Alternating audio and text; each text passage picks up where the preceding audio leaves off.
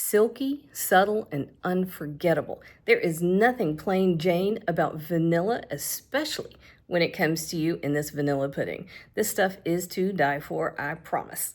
Everybody's gonna love it, and you're gonna be a rock star.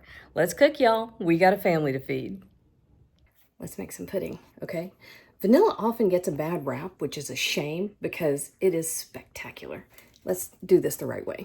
Okay, so we are making vanilla pudding, and you can absolutely do this with just vanilla extract. Good Lord. 4.5 cups of whole milk, by the way. Good grief. All right, so you can do this with just vanilla extract, although I will say this is one of those times when you do want to use real vanilla. I'm not a vanilla snob, I promise. But sometimes, there are times, that was 4 egg yolks, by the way. There are times when you do want to splurge a little bit, and this is one of those times. Now, if you're feeding this to a whole bunch of just kids who don't care and are not going to notice, use the cheap stuff. It's fine. But in this case, if you've got real vanilla and you're going to be treating yourself or to someone else who does know the difference, splurge a bit.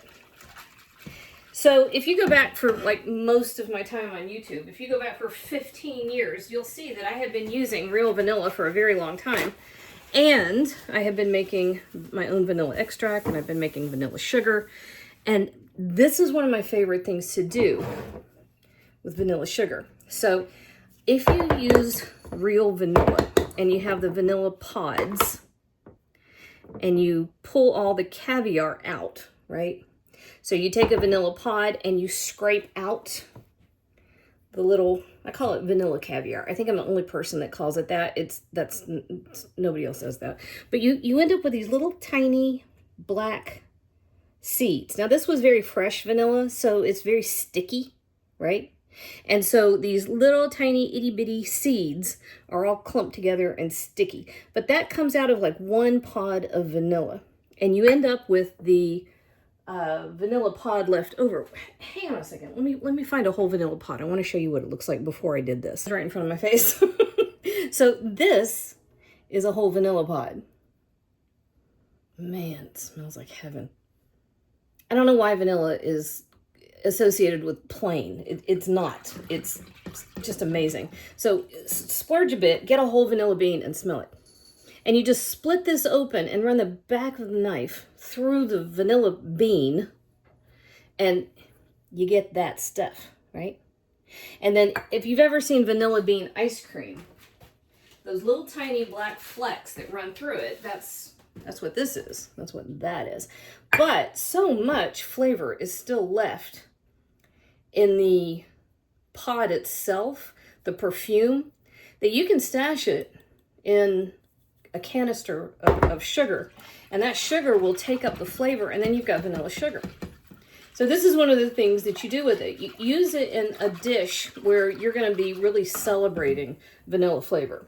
Okay, so this is 1/3 of a cup of cornstarch to the 4.5 cups of milk. Let me just throw it all over the stovetop. That part's not necessary. But you have to put the cornstarch in there before it gets warm. Otherwise, you'll just have clumps. But the egg yolks and the cornstarch are what's going to thicken this up. Other places that you can use the vanilla sugar are, if you do a white velvet cake, man, I love that. Or if a vanilla pound cake. Anything that's a really simple dish where the vanilla flavor is just really going to shine. And people will not realize what you did, but they will come across, they will just like be going, oh, that was amazing. And you'll be like, yes, thank you, I know. And don't tell them. But look at how fresh that is. It like takes up the moisture from the vanilla bean.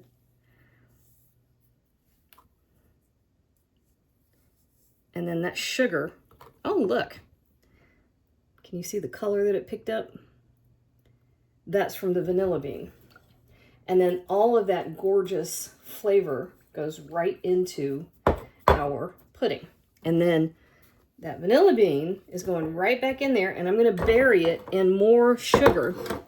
And you'll get 2 or 3 uses out of it. It will continue to perfume sugar 2 or 3 times before it kind of gives up the ghost, which is kind of cool.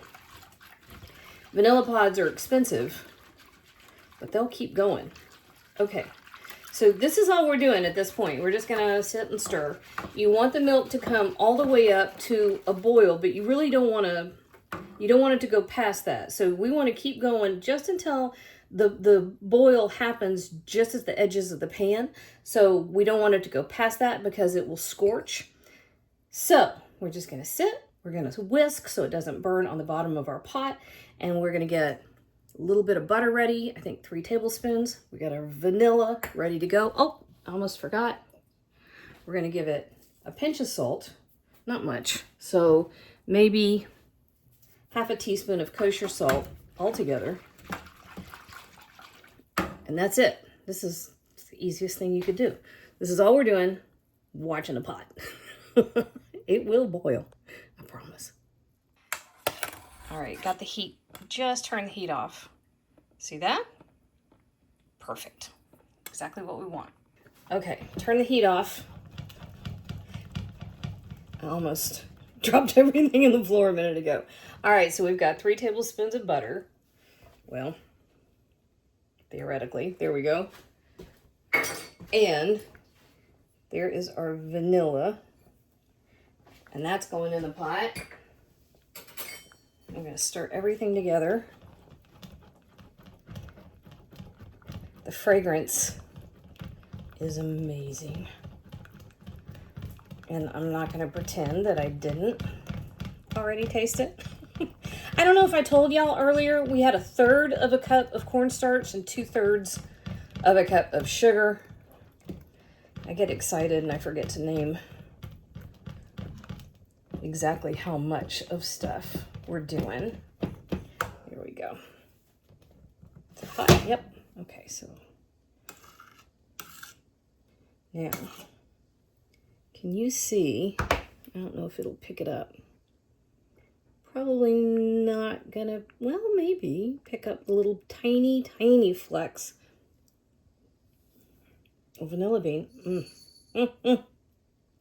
Oh, man. It's so good.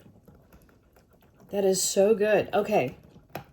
This is legendary status pudding. There's no comparison with this in the box. I mean, you know, just not the same. All right. I am going to put this in glasses. I'm going to pretend I'm going to let it chill before I eat it. And then maybe just not even tell anybody it's here. That's how you do it.